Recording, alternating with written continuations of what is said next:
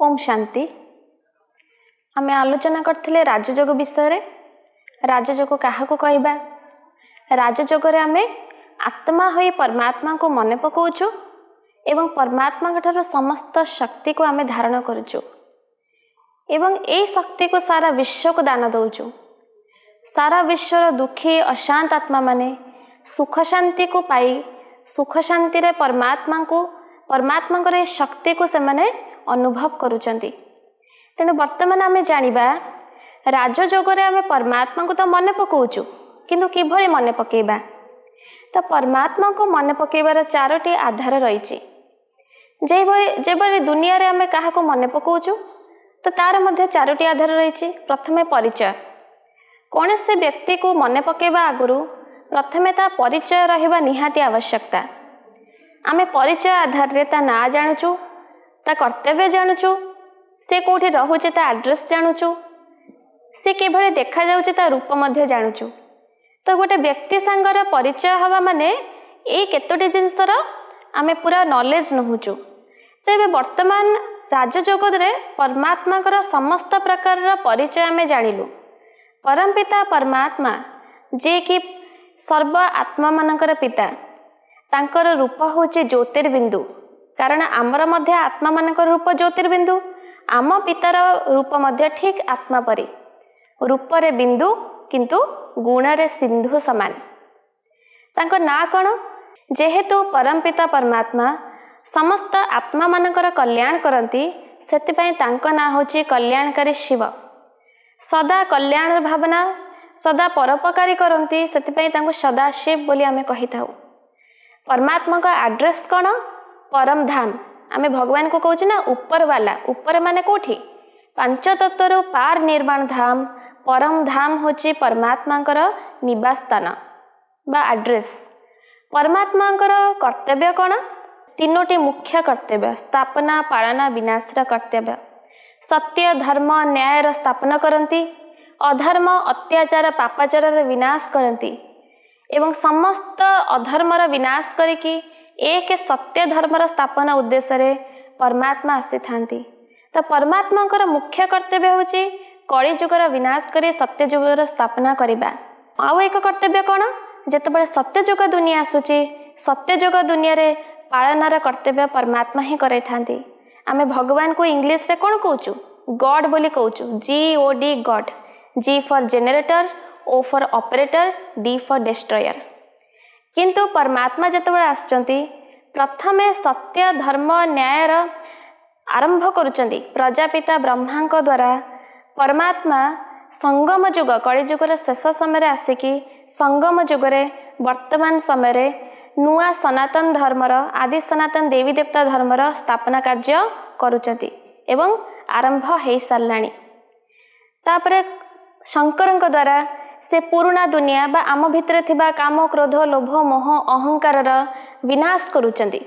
जेतेबेले पुराना कलिजुग दुनिया एवं पुराना विकारी साम्राज्य बा विकार जो कड़ा संस्कार आम भितर अच्छी, जेपर्यंत यार विनाश न होइछि आमे परमात्मा ठार जो सुख शांति संपत्ति प्राप्त करुचु सेटा मध्ये आमे अनुभव करि परिबा नाही। तेणुक परमात्मा ठारू आमको ये सुख शांति नबा को हेले, ताको उपलब्धि करिया को हेले, ईश्वरीय शक्ति को आमे अनुभव करिया को हेले, बुद्धि रूपक ये जो पात्र को आमको स्वच्छ रखिया को पड़िबा। जेमती कथारे कहंती बाघुणी क्षीर कौन कौटी रहिबा? सुनार बासन रे ही रहिबा। अन्य कौन से मेटाल रहिले से छिड़ी जिबा। जेमिति बाघुणी क्षीर अति प्रिसियस वैल्यूएबल, ताको धारण करिया मध्य सुनार पात्र दरकार। तो से भली भगवान कर शक्ति को धारण करिबा पई, भगवान कर भल पाइबा को अनुभव करिबा पई आम बुद्धि रूपक बासन कौन हेतिबा दरकार? बुद्धि रूपक पात्र सबले स्वच्छ शुद्ध रहिबा दरकार। ताको स्वच्छ बुद्धि किभଳି हे परिबा? जदि आमे परचर्चा करिबानी, परचिंता करिबानी, परदर्शन करिबानी, तबे आम बुद्धि रूपक बर्तन बासन बा बुद्धि रूपक पात्र सदाकाल पई हमर स्वच्छ हो जिवो। बुद्धि रे केवल ईश्वरीय ज्ञान को धारण करथिबा। तो प्रथम पॉइंट होची परमात्मा परिचय जेतोळ हमको मिल गला जे सी किए, कोठु आछंती, तांकर कर्तव्य कौन, ये सब दृष्टिकोण आमको ज्ञान मिल जाउची ईश्वरीय ज्ञान द्वारा आमे परमात्मा को मन पकाउछु। द्वितीय आसुची परमात्मा परिचय हो सारा परे द्वितीय आसुची परमात्मा संगे आमे किभळे संबंध स्थापन करिबु। जेहेतु परमात्मा रूपरे बिंदु कौन से प्रकार तांकर शारीरिक आकृति नहीं बा स्थूल शरीर नहीं। परमात्मा चिरंतन सत्य अजर अमर अविनाशी परमात्मा जन्म मृत्यु चक्र रे आसुना। तेणु परमात्मा को आमे सबु संबंध मन पकई पारिबा। माता पिता भाई बंधु सखा साजन खुदा दोस्त सबु संबंध रे जनक संगे आमे रखि पारिबा। मन बुद्धिर तार कनेक्शन एक परमात्मा सहित ताहले हमको सर्वशक्ति प्राप्त हबा। एग्जाम्पल होची दीटा तार को आमे जदि जोड़ीबा को चाहिबा करंट फ्लो होबा पई इलेक्ट्रिसिटी पास करबा पई तो दुईटी जाक तार उपरु हमको इन्सुलेशन रबर हटेबा को पड़ुची। जे पर्यंत इन्सुलेशन रबर तार उपरे गुड़ा हिची से पर्यंत करंट फ्लो हो पारिबो नाही। तो जे भली तार को बेयर करबा को पड़े इन्सुलेशन रबर हटे को पड़े तेबे जाई इलेक्ट्रिसिटी पास करे। तो से भली भाबरे परमात्मा होचंदी अशरीरी विदेही निराकार स्वरूप ज्योतिर्बिंदु तांकर शरीर रूपी रबर नाही किंतु आत्मा मानकर शरीर अछि एवं ता सहित विभिन्न प्रकार विकार विकर्म रे आत्मा बोझिला हो जाइछि भारी हो जाइछि अतृप्त हेकि दुखी हो जाइछि। तो जेतेबेले आमे परमात्मा को मने पकेबा प्रथम काम होची ये शरीर रूपी रबड़ को हमको हटेबा को पड़िबो। केवल गोटे कथा विचार को आनिबा चिंतन को आनिबा मु केवल गोटे आत्मा अटे ये संसार रे मोर देह अछि देहधारी सहित कौन से संबंध संपर्क अछि ये देहर दुनिया को मते भूलिबा को पड़िबो। तेबे जाई कि भगवान प्राप्ति रे हमें अनुभव करि परिबा एवं भगवान प्राप्ति जो अनुभव करूछु सारा संसार को मध्य हमें दे परिबा। तो ये देह रूपी कवचरु हमको किछि समय हटिबा को पड़िबो। ता माने कदाचित एया नुहे जे आमे सबु काम धंदा छाड़ी दे कि आमे केवल मेडिटेशन प्रैक्टिस करिबा नहीं। ता माने जेतेबेले आमे कर्म व्यवहार रे आसचु कर्म करूचु आमे शरीर रे थाई कि कोन भाबिबा मु आत्मा ये शरीर को चलाउची मु आत्मा ये पंचतत्व रे तयारी शरीर ड्राइवर बा ए शरीर रूपी गाड़ी रे मु आत्मा चैतन्य ए भ्रुकुटी मध्य रे विराजमान करिछि। तो ये भ्रुकुटी मध्य रे आत्मा राजा रूप में विराजमान करिकी ये शरीर रूपी कर्मेंद्रिय को चलाउची एवं मोर पिता परमात्मा मो साथी रे अछंती। से समय आम जेकोसी कर्म करुचु भोजन प्रस्तुत करुचु भोजन खाऊचु कथबार्ता होचु पाठ पढ़ुचु जहाँ भी करुचु से विकर्मर खाता क्रिएट हब नहीं। एवरीथिंग जहाँ आम परमात्मा स्मृति रे करबा तार सुकर्मर खाता बा श्रेष्ठ कर्मर खाता क्रिएट हे जीव। तबे द्वितीय होची संबंध परमात्मा ठारू से जनक ठारू आमे सर्व संबंधर सुखर अनुभव करि परिबा। ता द्वारा आमको दुनिया रे कौन से प्रकार संबंधर अभाव हब नहीं।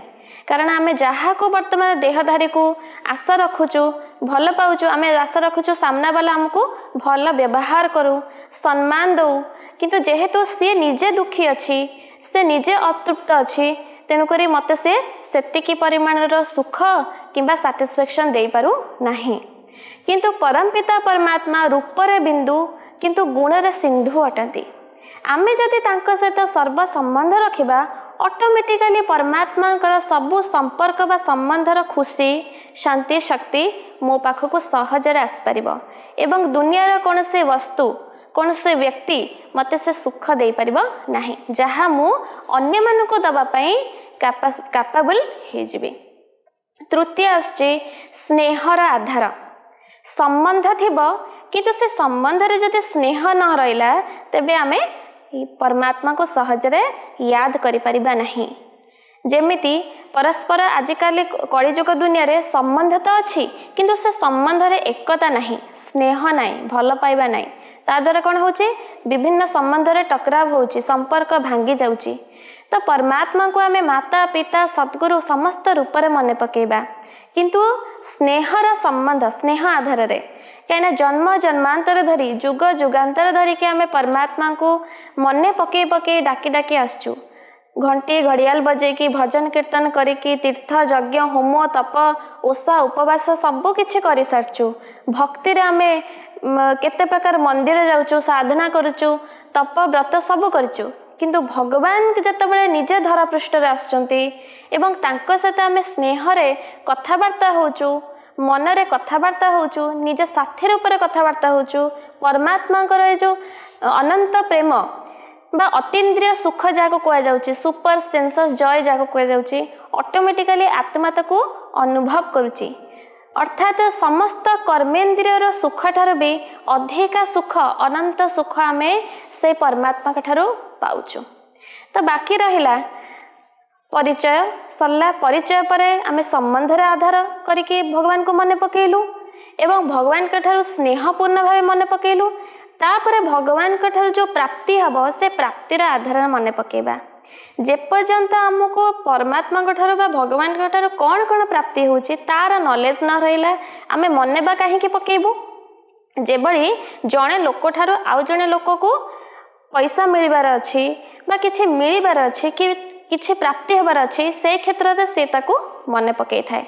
तेबे आमको भगवान के सहित संबंध स्थापन करिकी प्राप्ति कौन होची यार मध्य नॉलेज रहिबा दरकार।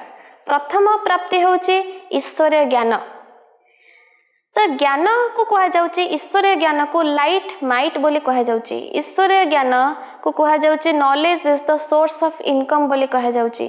जे पर्यंत परमात्मा को ज्ञान आम पाखरे नहीं से पर्यंत आमे दुखी, आमे अशांत, आमे अतृप्त हेइथिलु।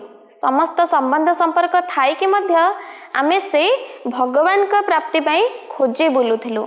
भक्ति रे आमे कोन करू, भगवान किधर हेतु दर्शन दो बोली कहू, भगवान को खोजे बोलथिलु। किंतु जतबेले आमे भगवान को परिचय पाई जाउचु, तांका नाम रूप गुण कर्तव्य एड्रेस सब किछि जानुचु, आमे भगवान को पाई जाउचु। तो प्रथम कथा भगवान को जे निज जीवन रे पाई गला ताको आउ किछि संसार मिलिबार आशा रहिबा उचित नुहे।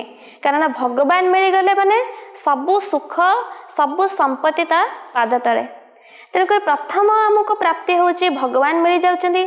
भगवान करे ब्रह्म ज्ञान आमको अर्जन होची, जोठी हमें सोल रियलाइज करूचु, सुप्रीम सोल रियलाइजेशन करूचु। एवं ये आत्मा तत्व हमें जानिला परे आत्मा जो कर्म करूची कर्मर फिलोसफी मध्य हमें जानि परचु। को कर्म कले ता रिजल्ट कौन, कार्मिक अकाउंट केमती तैयारी होची, कोटा करिबा उचित कोटा करिबा अनुचित, यही सब गूढ़ रहस्य परमात्मा स्वयं आमको दौचंती। तृतीय कथा होची जेतबेले परमात्मा प्राप्ति आमको होची परमात्मा ठारू अनंत शक्तिर किरण, अनंत सुख, अनंत प्रेमर भंडार आपण छाई आमे हेई जाउचु। जेंति बापर संपत्तिर अधिकारिता पुत्र से भली भाबरे आमर पिता किए कौन से चीफ मिनिस्टर प्राइम मिनिस्टर नुहे, आमे डायरेक्ट भगवान कर संतान। तेणुक जितेबाला आम निज हृदय निज एक्सेप्ट करुचु ग्रहण करुचु जे मु से परमात्मा कर संतान, सी मोर पिता, सी मोर साथी, सी मोर सतगुरु, ऑटोमेटिकली परमात्मा कर समस्त शक्तिर समस्त संपत्तिर अधिकारी आमे स्वतः हो जाउछु। एथरे मागिबा दरकार नहीं। भक्ति मार्ग रे आमे मागुचु हे प्रभु सुख दियो, शांति दियो, संपत्ति दियो, किंतु मागिबा कहार संस्कार अटे, मागिबा भिकारीर संस्कार अटे। तेबे परमात्मा आमको मना करुचंती कौन से कथा माग नहीं, मागिबा ठारू मरिबा भला। काहेकि राजा पिला केबे हेले अन्य ठारू हाथ पतेकी मागे नहीं। राजा पिला निजे नशर रही मु होची राजकुमार। तो से भली भगवान कर आमे माने समस्ते संतान। तेणुक आमे होचो मास्टर भगवान। मास्टर भगवान है कि जदि आमे संसार ठारू सुख शांतिर कामना करिबा, धन संपत्ति मागिबा, ताहा कौन शोभा पाउची? कदाचित नुहे। तेणुक परम पिता परमात्मा सांगरे गोटे पिता पुत्रर संबंध जितेबाला तैयारी हो जाउची, गोटे पिता रूप में आम मन पकाउचु, जन्म जन्मांतर साथी, आत्मार साथी, सोलमेट रूप में मन पकाउचु। ऑटोमेटिकली मागिबा दरकार पड़नी। सुख शांति संपत्ति संबंध सबु किछि निज निकट को निज पाख को चली आसुची। जीवन रे आउ किछि अतृप्ति बोली किछि नहीं। तेणुक आम जो डिस्कशन वर्तमान कले परमात्मा सानिध्य केमती अर्जन करवा, परमात्मा ठारू आम केमिति प्राप्ति करवा, आम डेली का लाइफ रे ताकू यूज करवा, डेली डेली ताकू परमात्मा को मने पकेबा, मने पकेया द्वारा देखिबे जीवन केमती बहुत सुख शांति एवं आनंदमय हे उठुची। आज पई एतिकी। ओम शांति।